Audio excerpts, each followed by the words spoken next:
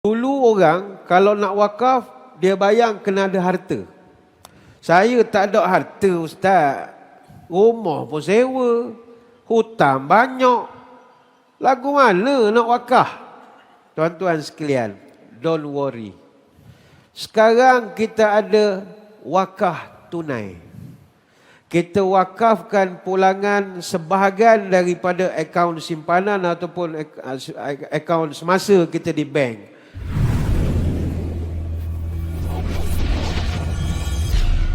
Bismillahirrahmanirrahim. Alhamdulillahi rabbil alamin. Al-qail fi Qur'anihil karim, mathalul ladzina yunfiquna amwalahum fi sabilillah kamathali habbatin anbatat sab'a sanabil fi kulli sumbulatin mi'atu habbah wallahu yudha'ifu liman yasha'u wallahu wasi'un alim. Wassalatu wassalamu ala sayyidina Muhammadin al-mab'uthi rahmatan lil alamin.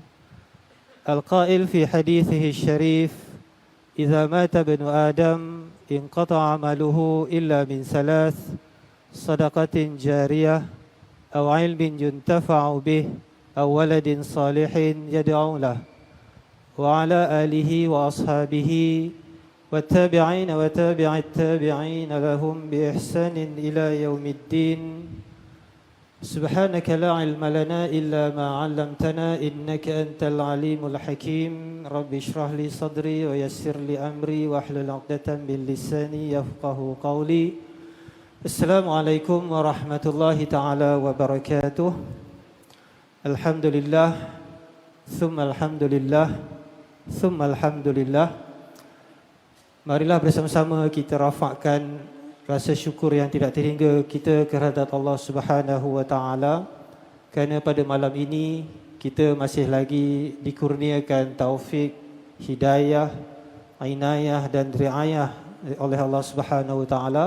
Maka pada malam ini kita dihadirkan oleh Allah Subhanahu wa taala untuk sama-sama menunaikan salat berjamaah fardu maghrib sebentar tadi, dan seterusnya kita dapat meneruskan agenda kita pada malam ini, iaitu sesi salah satu daripada program singgah labur ASNB, iaitu program bicara wakaf. Alhamdulillah, orang kata di bawah bunyi hujan yang indah, angin sepoi-sepoi yang ditiup oleh kipas gergasi, rasanya cuaca pada malam ini sangat menarik. Dan yang paling penting lagi bukan cuaca, penceramah kita pada malam ini. Mungkin orang di dalam masjid ni, saya tak pastilah, mungkin dah biasa dengan yang berbahagia Datuk penceramah kita. Tapi rasanya ramai juga, walaupun duduk sebelah masjid yang sama, saya rasa tetap jarang untuk berada bersama-sama begini. Kita mendengar secara langsung daripada penceramah kita yang bagi Datuk Ustaz Badri Shah kita. Jadi Alhamdulillah, terima kasih banyak. Kami dari pihak ASNB mengucapkan banyak-banyak terima kasih kepada Yang Berbahagia Datuk atas kesudian untuk menerima kami untuk mengadakan program pada malam ini, semata-mata atas tujuan kita untuk sama-sama berkongsi ilmu dan juga dalam masa yang sama juga kita berkongsi perkhidmatan yang kita ada. Jadi program pada malam ni sebenarnya mungkin 2 dalam 1 atau 3 dalam 1 atau 4 dalam 1 sekali lah Datuk. Jadi Alhamdulillah kita bersyukur kerana bagi Datuk dapat bersama-sama kita pada malam ini untuk sama-sama berkongsi. Tajuk kita pada malam ini bicara wakaf. Memang modul kita nak cerita tentang wakaf. Cuma tajuk tu biasalah dia jadi drama sikit lah. Hadiah yang abadi, kebahagiaan yang hakiki. Itu sebenarnya orang kata conclusion daripada ibadah wakaf tu sendiri. Itu yang kita panggil bicara wakaf pada malam ini. Ya, jadi rasanya saya tak nak bercakap panjang. Saya nak terus kepada soalan saya yang pertama kepada Yang Berbahagia Datuk. Sebelum kita nak bincang, kita nak sebut tentang wakaf, biar lepas ni kita clear, kita jelas apa sebenarnya yang dimaksudkan dengan wakaf. Kenapa pentingnya wakaf? Apa hukumnya wakaf ni? Apa hikmah di sebaliknya? Adakah dalil pensyariatannya? Sebab kalau kita tak kenal, maka kita tak cinta. Maka insya-Allah pada malam ni untuk soalan saya pertama, saya nak minta kepada Yang Berbahagia Datuk supaya clearkan kepada kita semua apa yang dimaksudkan dengan wakaf tadi, hukumnya, pensyariatannya, hikmahnya, semua yang berkaitan dengan wakaf ini. Kita tak nak ada lagi yang keliru. Ni wakaf ni pasal wakaf tidak dalam baca Quran ke? Ataupun ni wakaf macam pondok wakaf yang ada kat luar tu ke? Jadi tak nak lagi keliru. Jadi kita minta kepada Yang Berbahagia Datuk untuk sama-sama memberikan pencerahan kepada kita apa yang sebenarnya dimaksudkan dengan wakaf tadi itu. Assalamualaikum warahmatullahi wabarakatuh. Waalaikumsalam. Bismillahirrahmanirrahim. Alhamdulillahi hamdan katsiran tayyiban mubarakan fihi kama yanbaghi li jalali wajhika wa li 'azimi sultanik.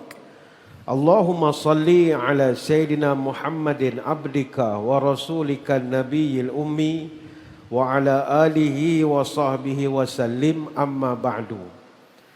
Terima kasih saudara saya Al-Fadhil Ustaz Azizul selaku rakan bicara wara pada malam ini.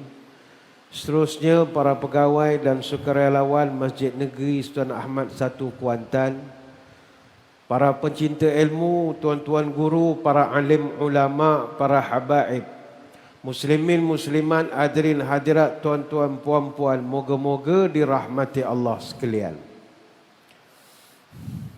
Wakaf adalah bahasa Arab yang kini dah menjadi sebahagian daripada pemahaman kita dalam bahasa Melayu. Dari segi makna, wakaf ni artinya berhenti. Ada yang mengatakan wakaf ni maknanya menghalang dan macam-macam lah. Tapi dari segi istilah syarak, wakaf ini ialah apa sahaja harta yang ditahan oleh pewakaf ke atas harta tersebut daripada dia buat sebarang urusan jual beli, perwarisan, hibah, wasiat dengan mengekalkan sumber fizikalnya untuk kebajikan dan niat dia nak mendekatkan dirinya kepada Allah. Ada orang dia heran apa bezanya dengan sedekah. Tuan-tuan sekalian, wakaf adalah salah satu bentuk sedekah jariah, tetapi dianya berterusan sebab sifat dia kekal. Macam contoh, kalau kita sedekah RM10, keluar masjid tengok ada orang susah, beri RM10. Dia dapat RM10, dia beli nasi ayam, take obeng limau, contoh. Dia pun makan, kita dapat pahala. Tapi lepas dia kenyang, dia tersandar, kemudian dia ketandas buang air, habislah. Dia tidak kekal. Tapi kalau dengan RM10 tadi, yang pewakaf, dia wakafkan.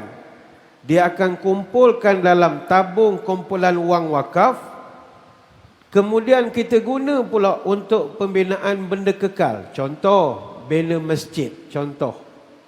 Maka selama mana masjid itu ada, selagi itulah pahala kita tidak berhenti. Inilah yang Nabi SAW sebut, kata Anas bin Malik, sab'un yajri lil abdi ajruhunna wa huwa fi qabrihi ba'da mautih. Ada 7 amalan, kalau kita buat, pahalanya tetap berjalan meternya walaupun kita dah meninggal dunia. Apakah 7 amalan itu? Nombor 1, man 'allama ilma. Siapa yang mengajar ilmu, tak kiralah bukan sekadar ilmu agama, ilmu yang berfaedah. Termasuklah driving school, itu pun ilmu yang bermanfaat juga. Kalau penceramah hebat tak ada lesen, dia tak boleh kulu kili juga. Jadi driving school pun ada pahala juga. Yang kedua, au ajra nahara, dia mengalirkan sungai. Yang ketiga, au hafara bi'ran, ataupun dia menggali perigi ataupun telaga. Yang keempat, au gharasa nakhlan, dia menanam pokok-pokok. Secara spesifik Nabi sebut nakhlan, pokok kurma. Yang kelima, au bana masjidan, dia bantu bina masjid. Yang keenam, au warratha mushafan, atau dia mewakafkan Al-Quran. Dan yang ketujuh, au taraka waladan yastaghfir lahu ba'da mautih, meninggalkan anak soleh yang mendoakan kita lepas daripada kematian kita. Sebab itu wakaf ini dia jauh berbeza dengan kita melakukan sedekah. Sebab manfaat sedekah sekejap, manfaat wakaf lama.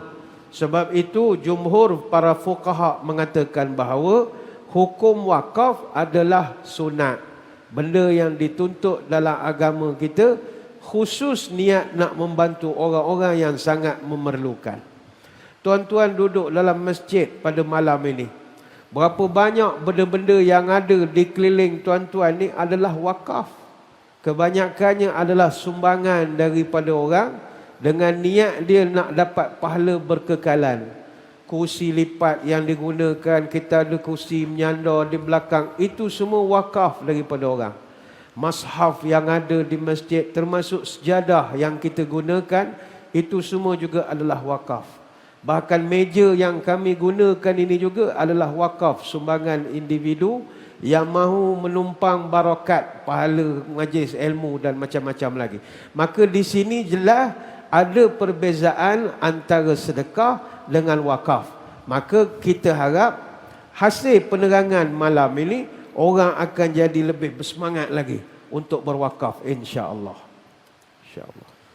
Alhamdulillah, kita jelas memang sangat berbeza. Mungkin ada orang macam pernah bercerita lah Ustaz, dia pergi wakaf roti john. Bulan puasa nak berbuka, wakaf roti john. Itu dia salah faham dari segi istilah lah. Jadi kita ingat beza wakaf, manfaatnya berkekalan. Jadi mana yang manfaatnya berkekalan itu semua, itulah dia harta wakaf. Jadi saya teringat Ustaz pernah berceramah Ustaz, wakaf ni adalah pencen kubur. Pencen kubur, ya betul. Sebab manfaatnya berkekalan, maksudnya selepas kita mati pun, dalam kubur pun akan berkekalan. Jadi kita dah clear apa sebenarnya wakaf dan juga apa sebenarnya ibadah yang hampir sama, iaitu sedekah tadi. Jadi ini sebenarnya soalan yang kedua ni Ustaz memang seronok. Sebab kita nak minta Ustaz bercerita. Sebab kita kadang-kadang kita bercerita teori aja, kita mungkin dengar cerita aja. Mungkin depan mata kita ni sikit, kita nampak tak ada nampak sangat. Tapi kita nak, mungkin tadi Ustaz dah cerita manfaat berkekalan tadi. Jadi kita nak minta Ustaz, mungkin Ustaz boleh kongsi dengan kita semua bermula daripada zaman Nabi dulu, macam mana sahabat-sahabat Nabi sendiri, sahabat-sahabat sendiri, dan mungkin sehinggalah ke zaman kita sekarang ini, wakaf-wakaf yang telah dilaksanakan yang sangat memberi impak kepada masyarakat, kepada orang ramai, orang Islam, bahkan orang bukan Islam pun dapat manfaat daripada hasil wakaf yang kita sebut tadi. Manfaatnya berpanjangan. Jadi minta mungkin Ustaz boleh bercerita untuk bagi inspirasi kepada kita. Benar, kalau kita tengok dalam sirah zaman Nabi SAW, sistem wakaf ini sudah pun wujud. Yang mana antara yang masyhur adalah bagaimana para sahabat telah mewakafkan kebun-kebun kurma misalnya. Ataupun salah satu cerita yang paling popular adalah cerita pembelian perigi Ar-Raumah ataupun Telaga Raumah. Yang mana Nabi SAW semasa mula-mula sampai ke Madinah, Madinah ni dia tidak ada sumber air bersih.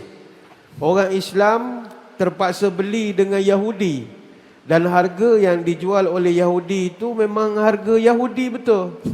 Jadi Nabi pun memberitahu, may yashtari bi'ra rumata fayakunu dalwuhu fiha ma'adila'il muslimin bi khairin lahu minha fil jannah. Siapa-siapa yang membeli telaga Ar-Raumah, satu jenis nama telaga di Madinah, dan dia niatkan untuk nak beri pada orang air itu, maka aku doakan dia setiap kali orang ambil air dapat pahala yang berterusan sampai bila-bila. Ini hadis riwayat Imam At-Tirmizi dan juga Al-Baihaqi. Lalu para sahabat berebut-rebut nak beli. Jumpa dengan pakcik Yahudi. Beritahu nak beli. Yahudi ni kalau beli air dia jual. Beli telaga dia tak nak jual. Akhirnya orang Yahudi ni kata, la abi'ul ma' lil muslimin. Aku takkan jual pada orang Islam. Ini harta aku. Maka ketika itu datanglah Sayyidina Osman bin Affan radhiyallahu anhu. Osman bin Affan, tuan-tuan, dia datang jumpa Yahudi, Yahudi tak nak layan. Dia kata, pakcik, bagi peluang saya explain 2 minit saja. Kata Yahudi, aku tak nak. Mu tak nampak aku tulis, la abi'ul ma' lil muslimin. Aku tak nak jual telaga aku ni kepada orang Islam. Kata Sayyidina Osman bin Affan, gini pakcik, dengar saya punya proposal dulu.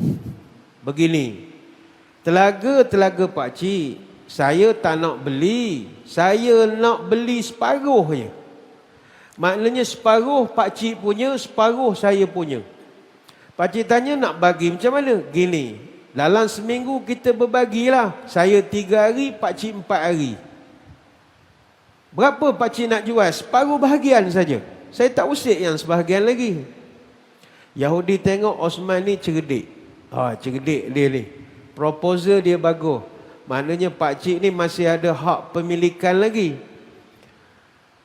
Yahudi ni dia letak harga tinggi. Dengan harapan Osman tak jadi beli. Osman tanya, berapa pakcik nak jual separuh? Yahudi tu jawab, aku jual 10,000 dirham. Tuan-tuan, dirham ni 1 dirham RM70. Kalau 1 dinar 4.25 gram emas, kurang lebih. Nilai sekarang 10,000 dirham ini cerita 1400 tahun dulu. Nilai sekarang 10,000 dirham ni bersamaan RM700,000. Telaga apa separuh 700,000? Memang mahal betul. Kita kalau setakat nak buat telaga, kalau setakat buat telaga boring dalam kedalaman 500 kaki, casing 6 atau 8 inci, suction pipe 1.5 ataupun 2 inci, baru 55,000. Paling mahal pun 100,000. Tuan-tuan, wakaf buat perigi di Kemboja, 1 perigi baru RM2,175. Bagi pula 15 orang. Macam mana Yahudi ni boleh jual harga kat 700,000? 10,000 dirham dia jual. Tapi Osman bin Affan ni, dia orang pandai nego. Dia kata, tak apalah pakcik, pakcik tolak 10,000, saya up lagi 12,000.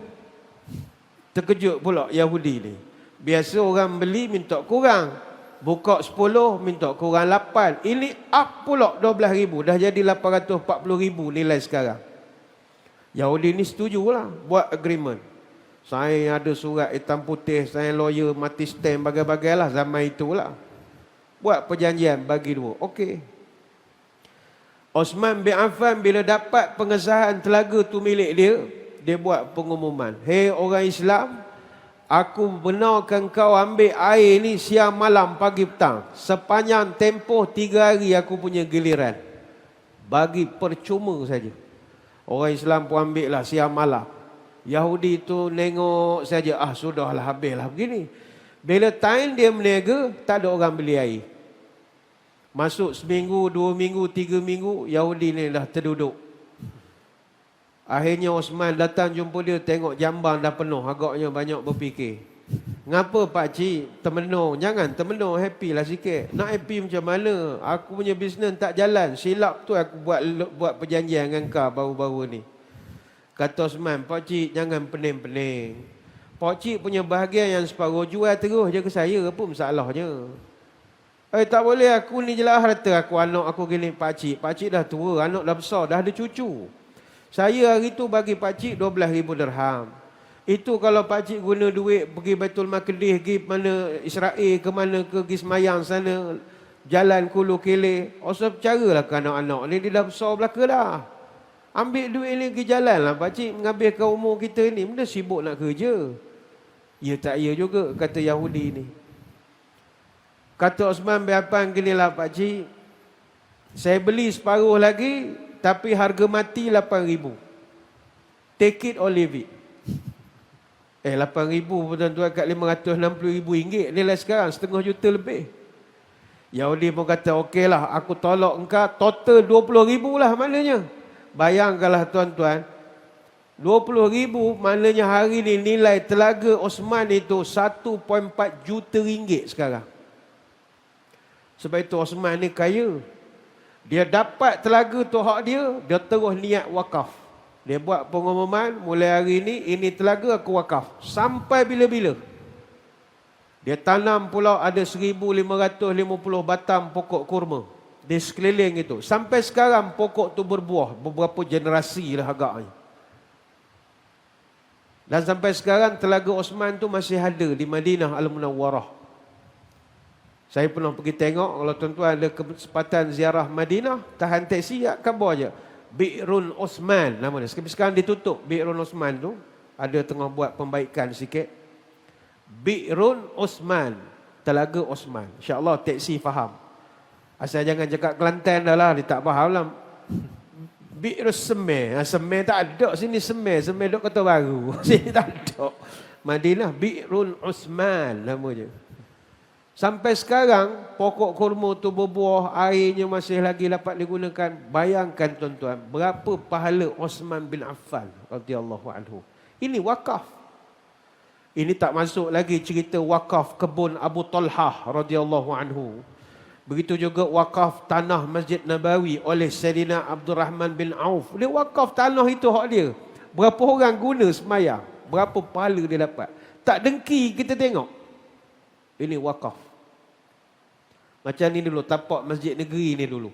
Tapak Masjid Negeri dengan bangunan Majlis Agama Islam di hadapan seberang sana. Pusat zakat ni semua satu kawasan dulu. Jalan tak ada lagi.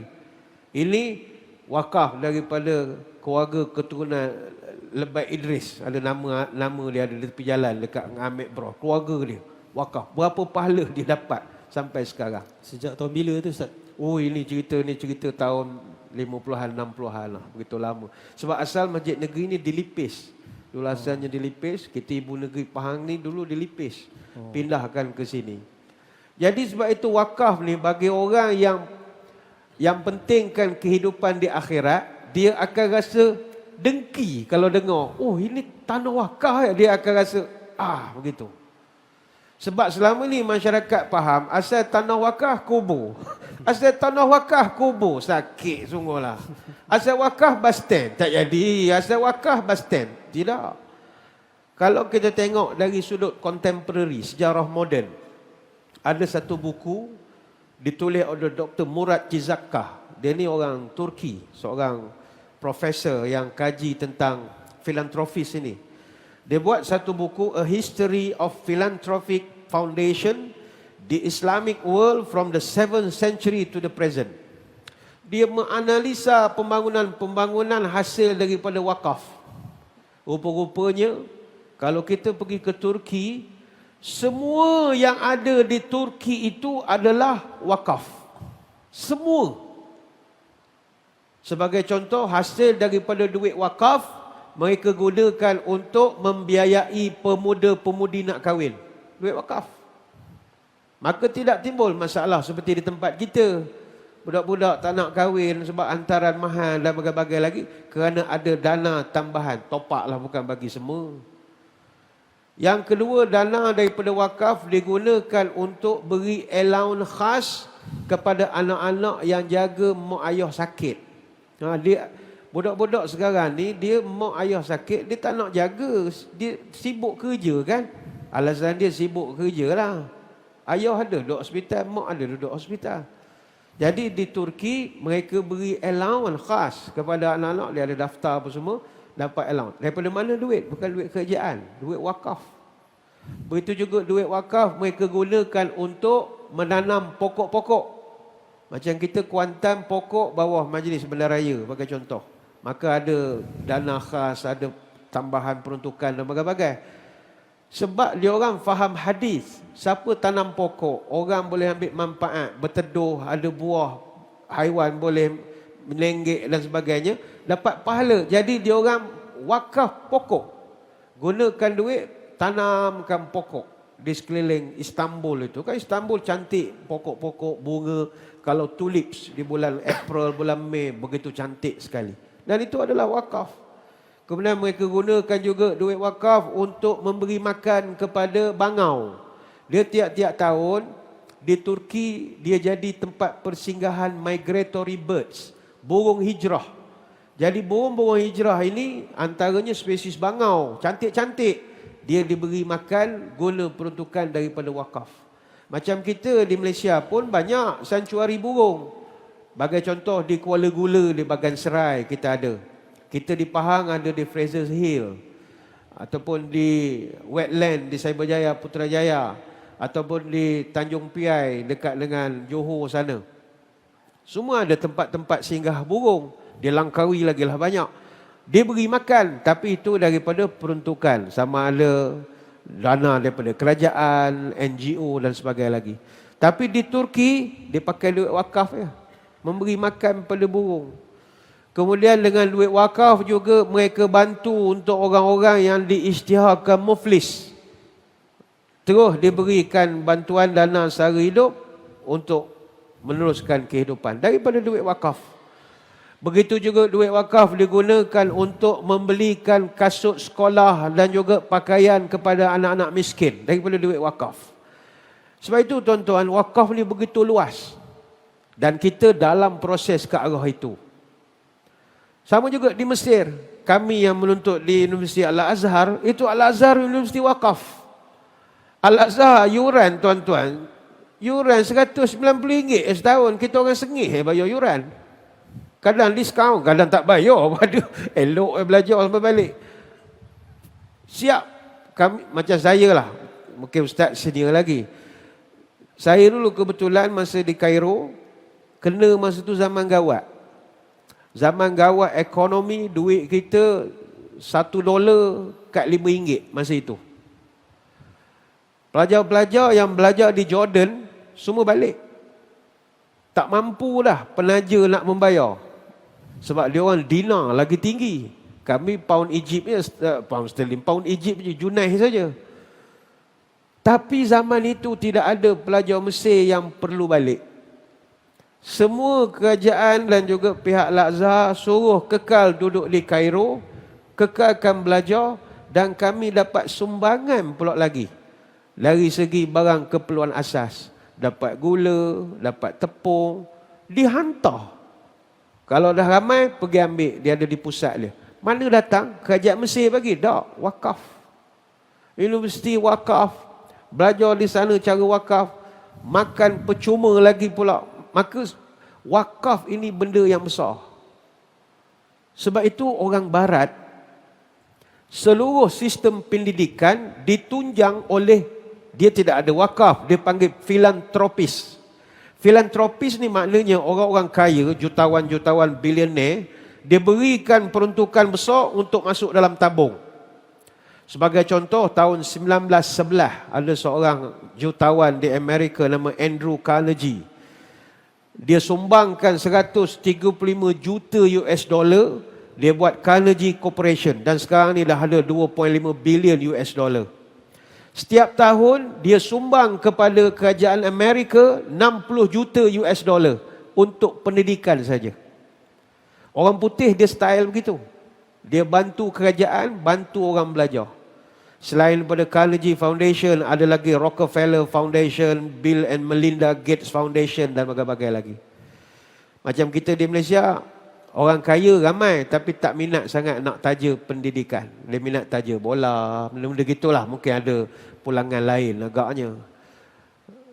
Pendidikan tak ada. Tapi di barat, di negara Arab, dia taja pendidikan. Sebab itu kita malu dengan jiran kita di Singapura. Tuan-tuan, saudara-saudara kita di Singapura, bayangkanlah budaya menyumbang dia. Majlis Agama Islam Singapura meraih 6 juta Singapura dolar tiap-tiap tahun. Hasil daripada potongan gaji umat Islam yang jumlahnya hanyalah $2 sampai $11.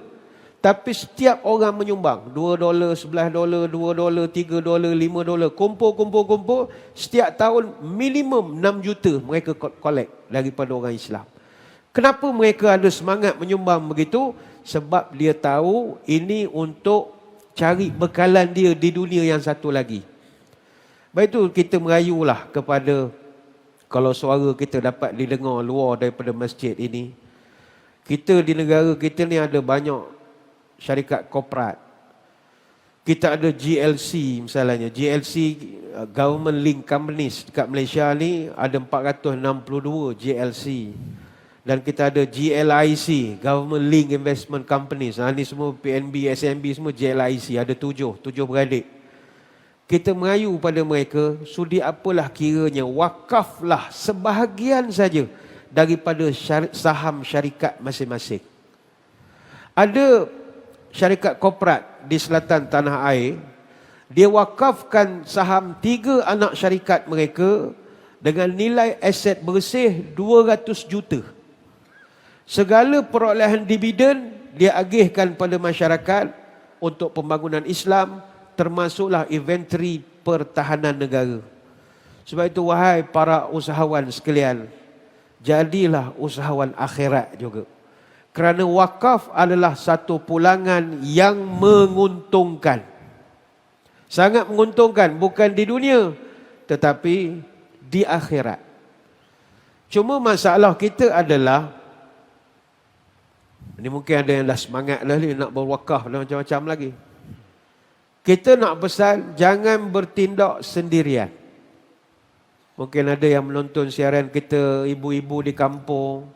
Bila tengok, wah kawan pun naklah wakaf ke rumah tanah ni nak buat ni. Dia pun terus niat je, nawaitu sauma ghadin, aku pun niat je lah wakaf. Jangan begitu. Wakaf ni jangan main niat-niat nawaitu sauma ghadin. Wakaf ni jangan bertindak sendirian. Sebab ada undang-undang. Kalau kita tak urus tanah wakaf kita dengan baik, nanti dia akan timbul masalah di kemudian hari. Saya ambil contoh. Tanah wakaf di Malaysia sekarang ada 11,091.82 hektar. Nilai semasanya hampir 1.80 bilion macam itulah. Wakaf am kita ada 4,836.50 hektar. Nilai semasa 7,220,000 plus. Wakaf khas kita ada 6,255.33 hektar. Nilai semasa saja kat 57-58 juta. Tapi mari kita tengok ada cerita di bawah kapek pula. Isu pengurusan. Sebagai contoh, ada orang dia buat tanah dia buat wakaf. Okeylah, tak ada masalah. Tapi akhirnya lama kelamaan orang buat sewa. Okeylah, dia terima. Tapi sebab dia ni bukan nak meniaga sangat, niatnya lillahi ta'ala je. Jadi dia bagi sewa dengan nilai yang sangat rendah. Ada. Ada bagi sewa RM1. Ada sewa RM14. Sewa tanah RM14. Mau tak raya kita. Ada sewa RM17.75. Tinggi sikit sewa RM430. Kita pun tegur. Ngapa mokcik murah ngat? RM20 sebulan sewa tanah. Tak apalah, saya nak surga je. Payah. Niat dia tu bagus. Tapi kalau kita kaji balik, kenapa jadi begitu? Ada yang buat perjanjian sampai 66 sampai 99 tahun. Tuan-tuan sekalian, puncanya kalau kita lihat, dia berpunca akhir kurun ke-18 dan awal kurun ke-19. Masa itu memang trennya sewa RM1 untuk 99 tahun. Cara zaman itu. Tahun 1964 naik RM10. Tapi sewa 66 tahun. Kita kaji kenapa tak boleh naik. Sebab kita terikat dengan Akta Kawalan Sewa tahun 1966. Tambahan pula lagi, orang yang berwakaf, dia bukan nak duit sangat, dia nak pahala saja. Jadi dia tak kisah. Ada juga isu tanah wakaf terlepas pula ke tangan orang lain. Ada. Ada sebuah negeri, saya tak sebutlah negeri mana. Dia ada 779.26 hektar tanah wakaf dalam bandaraya. Nilai semasa saja saya ingat tak kurang pada 800 juta lah. Dalam ibu negeri itu saja, bandaraya itu ada 74 lot tanah wakaf. Nilai semasa tak kurang 60 juta. Tapi kalau tuan-tuan pergi sekarang, tengok 74 tanah wakaf itu, siapa yang sewa? 62% adalah non-Muslim. Kita tak ada masalah, fatwa pun membenarkan. Tetapi alangkah baik kalau kita dapat menyantuni sesama Muslim. Alangkah baik. Tidak salah, kita bukan kata, oh tak boleh non-Muslim. Boleh. Cuma jangan sampai kadang-kadang mereka ni tersasul masuk ke tanah wakaf, buat proses tukar milik, itu kita tak nak. Sebab itu kita ulang, hari ini bagi siapa-siapa yang nak buat wakaf, boleh bekerjasama. Khususnya dengan pihak-pihak yang mahir kewangan dan mahir perundangan. Jadi kita nak mengajak tuan-tuan muslimin muslimat, pertama bergabunglah dengan Majlis Agama Islam di negeri masing-masing. Sebab Majlis Agama Islam dia ada kepakaran dan juga ada undang-undang.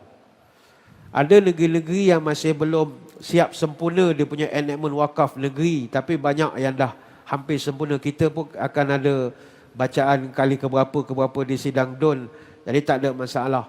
Dan Jabatan Kemajuan Islam Malaysia, Jauhar dan banyak pihak memang sentiasa berusaha keras nak memastikan kebajikan ini.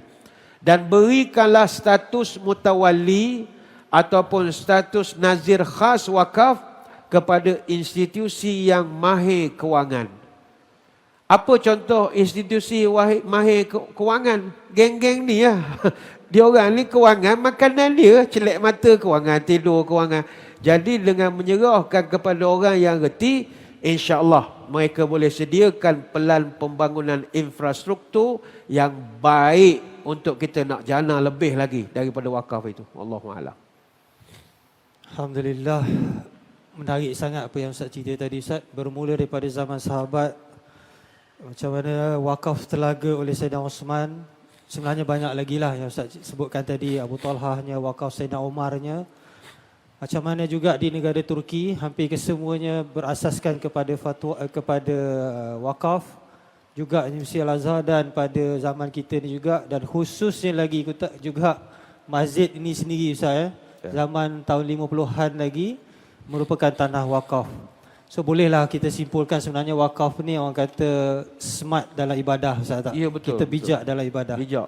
Panjang Sebab jauh. mungkin nampak buat macam sikit, tapi sebenarnya kesan. Bayangkan Sayyidina Osman punya pahala telaga tadi 1400 tahun dah berlalu. Ibadahnya, pahalanya tetap berkekalan sampai sekarang. Ya, kalau kita nak nilai dengan material, rasanya tak ada gudang, tak ada bank yang boleh menampung pahala hasil daripada wakaf tadi. Ya, jadi memang terlalu banyak. Ya. Jadi Ustaz tadi dah cerita tentang macam-macam kisah wakaf yang berlaku pada zaman ini, pada zaman dahulu sama sekarang. Ya. Cuma tadi Ustaz nampak macam untuk orang ada-ada je, Ustaz. Kan? Wakaf telaga 700,000 harganya, Ustaz, 1.5 juta. Kita mungkinlah rupiah ke peso ke mungkinlah, kan, Ustaz, kan? Tapi nak wakaf telaga bernilai yang macam tu, nak wakafkan tanah, nak wakafkan bangunan. Kalau wakaf tanah kira guni mungkin boleh lah kot. Tapi nak kira ekar ni fikir panjang lah sikit, kan. Sendiri nak duduk pun tak ada.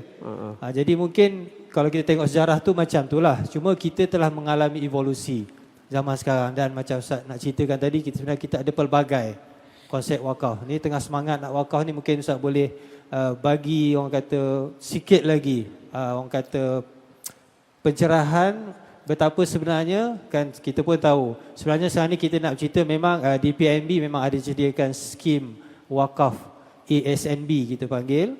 Wakafnya wakaf unit amanah. Cerita sikit je lah. Wakaf unit amanah. Ya, maksudnya kalau kita ada 10,000, 100,000 dalam SB, kita wakafkan paling minimum 1,000 saja. Yang diwakafkan adalah dividen dan juga bonus dia.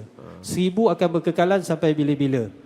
Jadi Dari sisi pembelanjaan wakaf tu kita ada tabung, kita ada pemegang amanahnya yang akan meeting secara telus di mana kita akan bantu.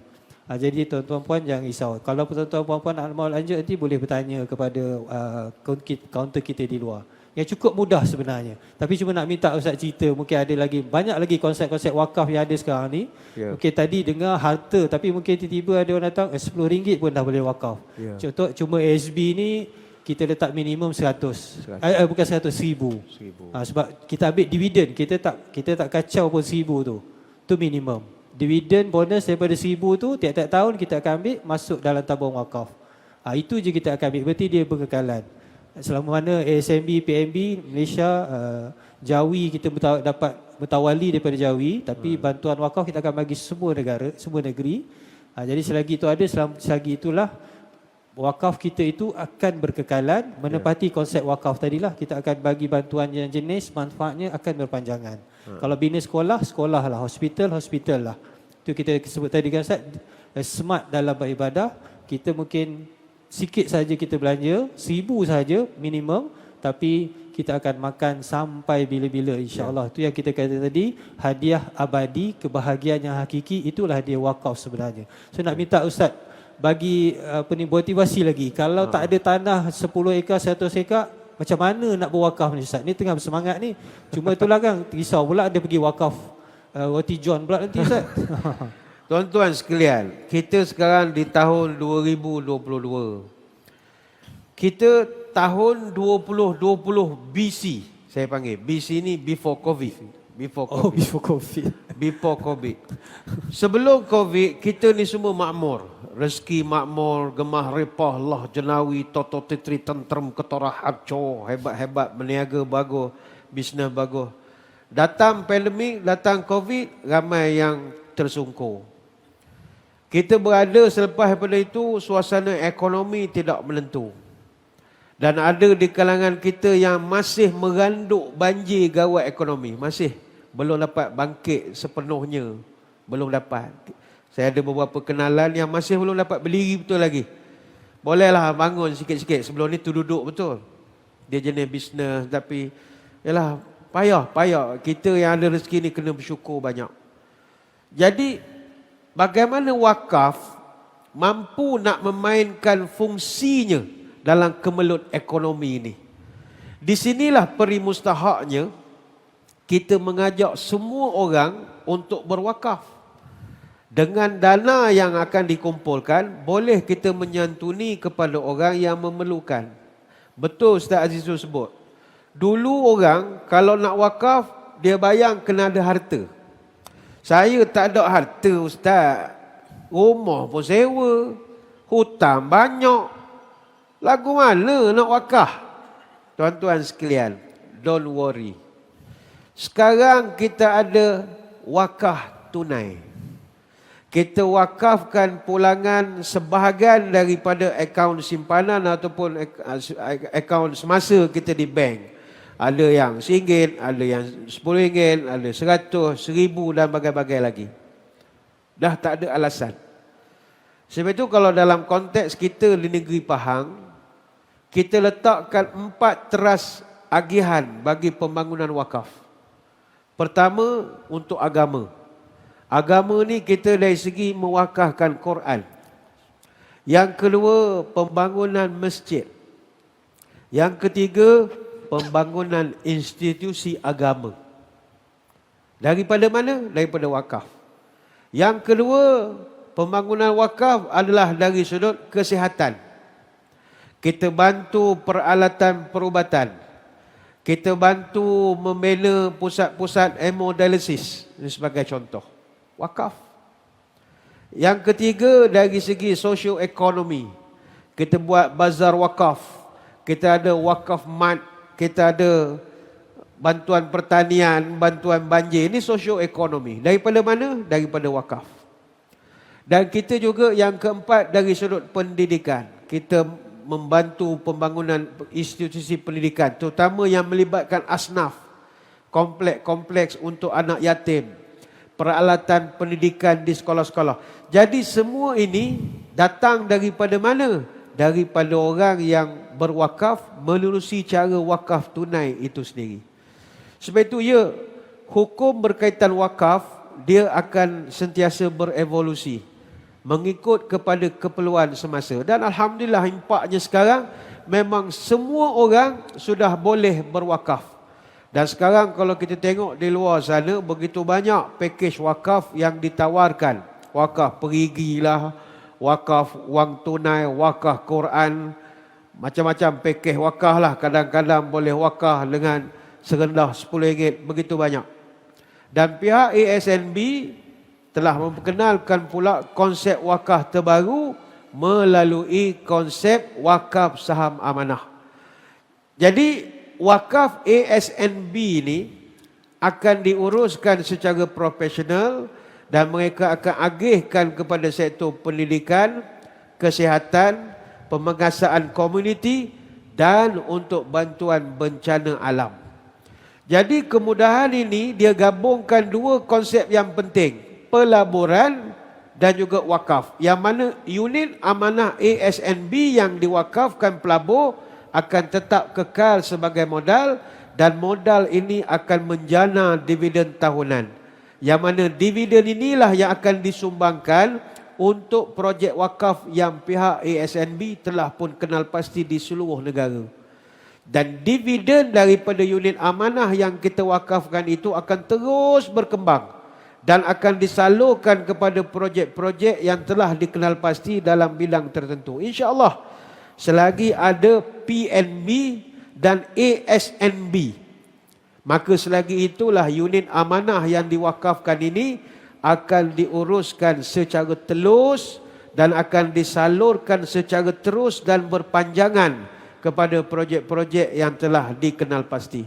Jadi kepada muslimin muslimat sekalian, jangan risau, PNB ini bukan syarikat bawah pokok dah, ini syarikat besar. PNB ini salah satu daripada 7 GLIC, Government Link Investment Companies.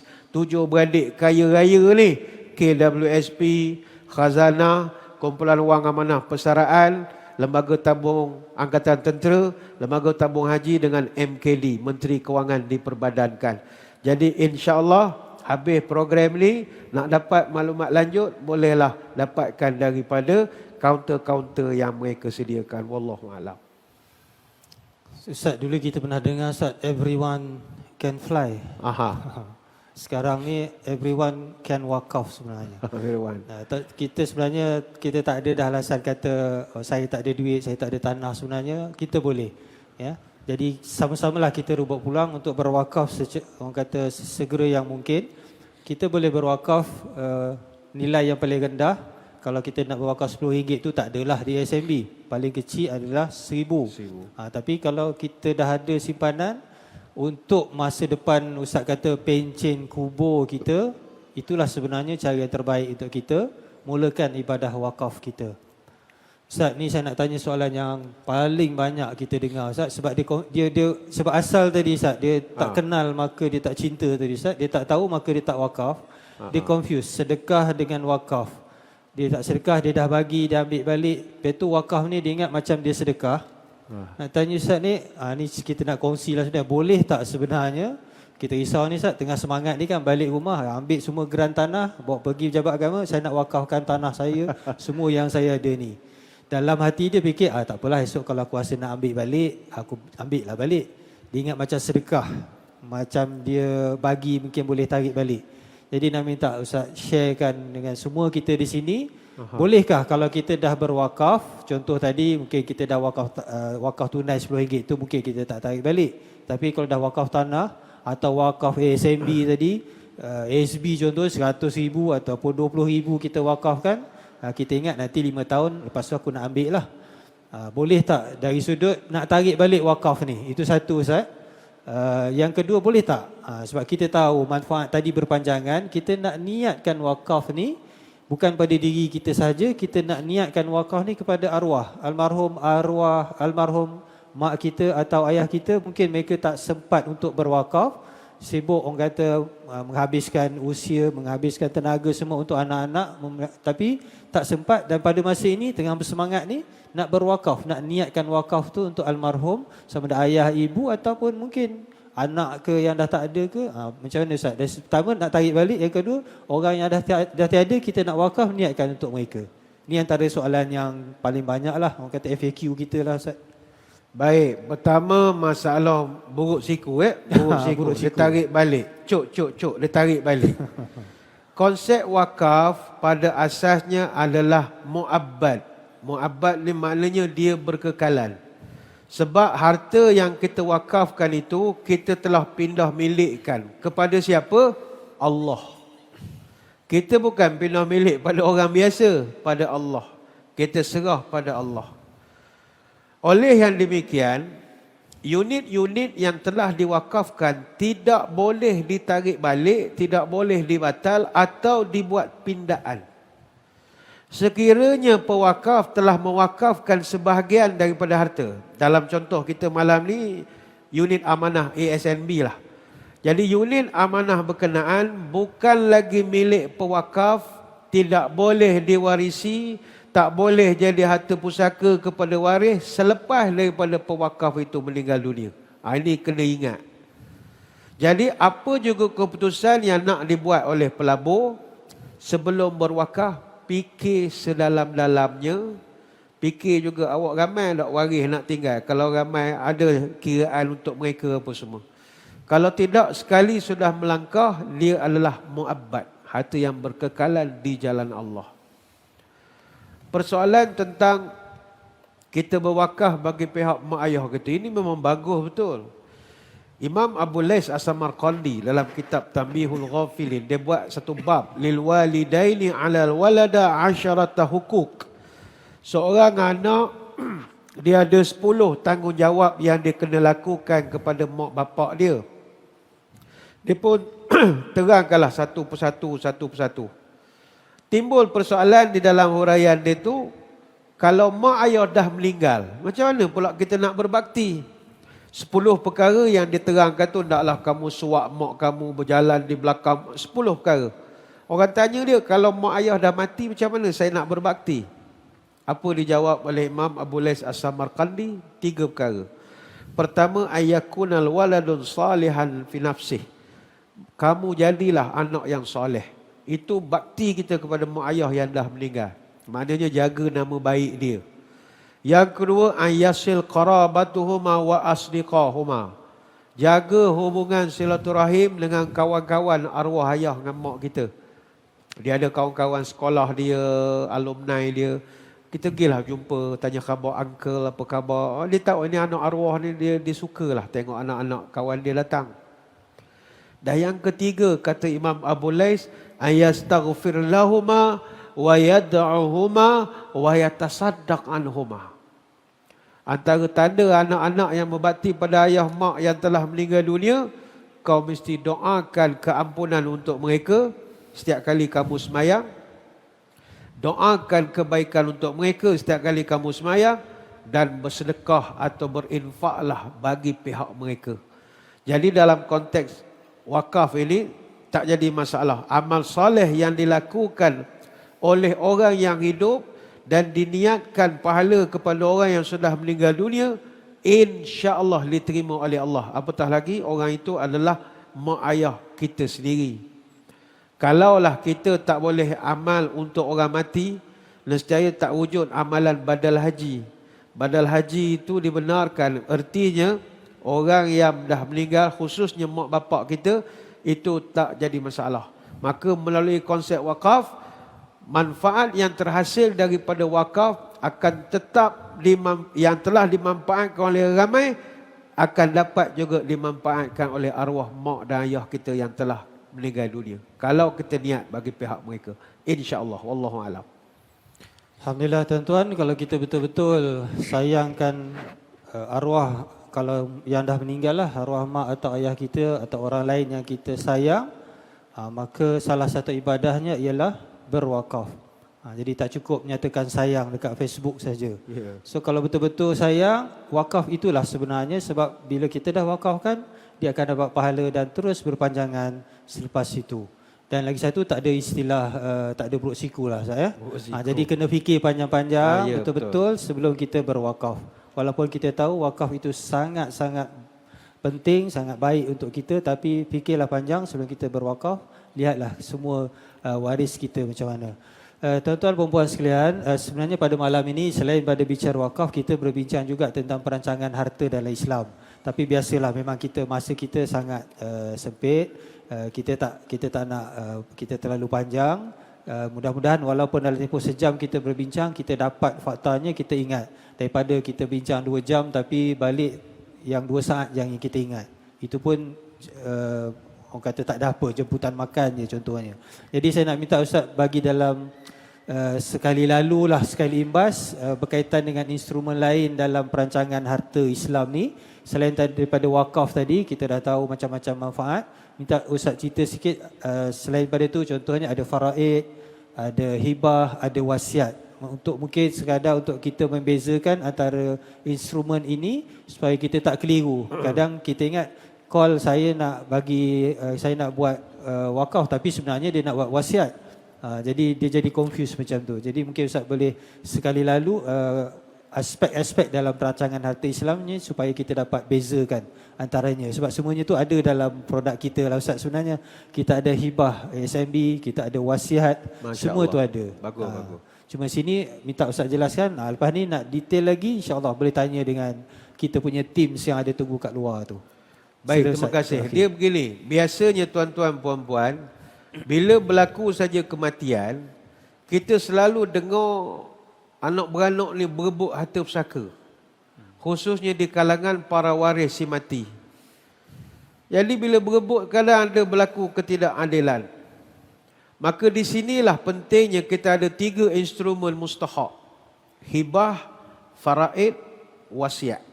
3 ni mustahak.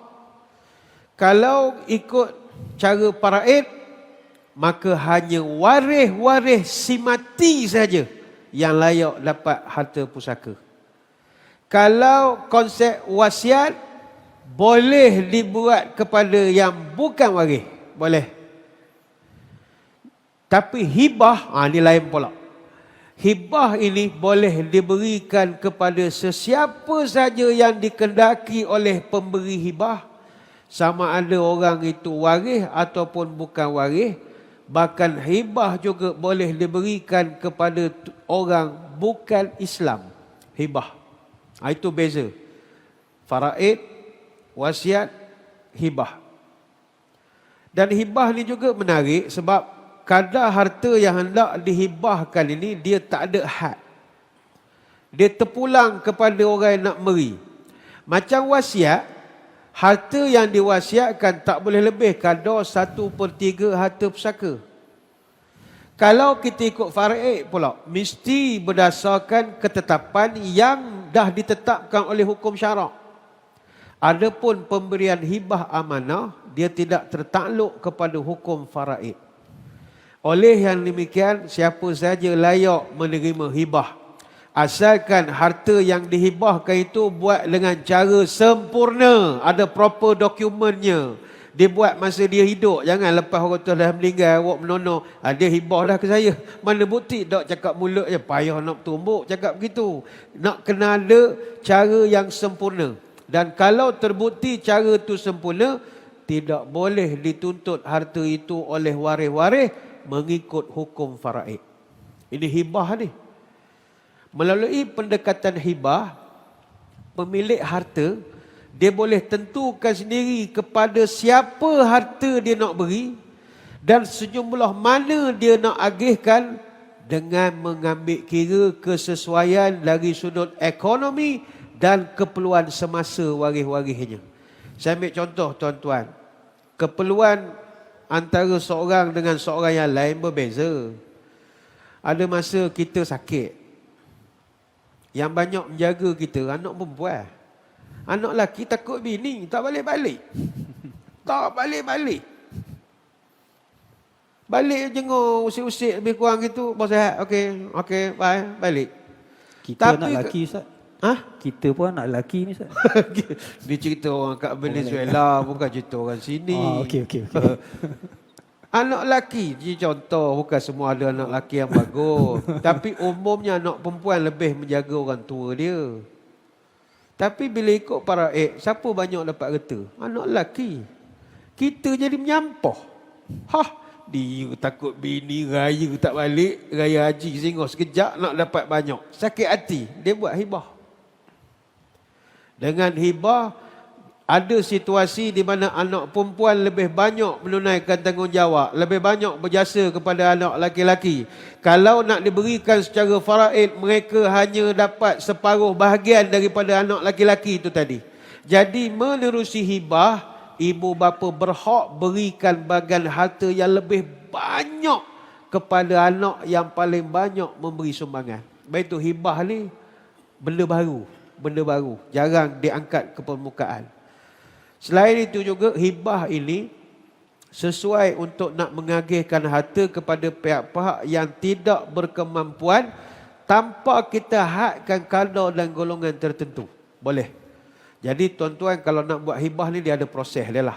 Dia bukanlah proses, mudah Ustaz, kau nak buat lah. Tak, dia ada dokumentasinya juga. Sebab kita takut kita dah meninggal esok, dia kemudian hari anak-anak kita buat perangai macam-macam, jadi susah, bergaduh. Jadi itu konsep yang sangat asas. Adapun wasiat itu kita tahulah. Pemberian seorang kepada orang lain, sama ada dia berupa barangan ataupun manfaat untuk dia miliki selepas dia meninggal. Namun wasiat tidak boleh kepada waris dan dihadkan tidak boleh lebih 1/3 daripada harta kita. Jadi kepentingan hibah dan wasiat dalam perancangan harta dalam Islam adalah nak memastikan supaya selepas kita meninggal dunia, segala harta benda kita ini dapat diuruskan dengan mudah, disalurkan kepada penerima yang layak dan mengelakkan daripada kezaliman. Itu tujuan. Jadi untuk dapat maklumat lanjut, boleh tanya kepada kaunter yang telah disediakan. Kita ni memancing gairah sajalah. Wallahu a'lam. Jadi alhamdulillah tuan-tuan, masa kita pun dah cukup sampai pukul 9 seperti yang kita rancang. Jadi Ustaz nak buat kesimpulan lagi satu lagi ke Ustaz kan? Nak sahkan lagi sekali untuk Ustaz buat kesimpulan daripada semua tadi, wakaf tadi, semua perancangan harta kewangan Islam. Dan mungkin ada sikit Ustaz nak motivasi. Baik, ke? Terima kasih Ustaz, untuk muslimin muslimat sekalian. Sebagai kesimpulan, ayuh kita berwakaf. Bila berwakaf, hidup jadi berkat. Bila hidup berkat, diri kita jadi selamat. Bila kita selamat, rumah tangga jadi sepakat. Bila rumah tangga sepakat, masyarakat jadi muafakat. Bila masyarakat muafakat, negara jadi kuat. Kalau negara sudah kuat, negara luar pun hormat. Bila negara luar hormat, permusuhan jadi tersekat. Kalau permusuhan tersekat, pembangunan pun meningkat. Bila pembangunan pun meningkat, kemajuan jadi pesat dan seterusnya. Sebab itu dia bermula daripada keberkatan. Justru ayolah tanda orang pemurah, banyak beramal, kuat bersedekah, tahu berpihak pada yang susah, tahu menolong pada yang rendah. Iman teguh, hati pun pemurah, ikhlas membantu orang yang lemah, rajin menolong orang yang susah, mukanya manis, mulut pun peramah. Janganlah kita jadi orang kedekut dan tamak, menolong orang kita tak nak, menimbun harta tak agak-agak. Orang miskin kita buat-buat tak nampak. Inilah orang hati yang busuk, perangainya pun tak cedak. Moga-moga apa yang kita bahas dan sembang-sembang pada malam ini memberi semangat dan cetusan kepada sebahagian kita untuk berfikir panjang pelaburan kita selepas kematian, iaitu menerusi wakaf ini. Sekadar itu, wallahu a'lam. Silakan Ustaz. Alhamdulillah, kita dapat kesimpulan daripada bagi Datuk trademark penutup Datuk macam itulah. Tapi yang tu tak ada copyright Datuk kan? Ramai orang guna tu Datuk. Malam ni kita dapat lagi satulah. Jadi insya-Allah sama-samalah kita ambil manfaat daripada apa yang dibincangkan pada malam ini. Sebenarnya apa yang dibincangkan pada malam ini sangat dekat dengan kita semua. Walaupun kita cerita wakaf tadi yang hebat-hebat, yang besar-besar, tapi sebenarnya kita yang kalau tak ada apa pun, kita masih boleh berwakaf. Satu ibadah yang sangat penting, yang mana manfaatnya akan terus berkekalan. Satu hadiah yang abadi, yang mana itulah sebenarnya kebahagiaan yang hakiki.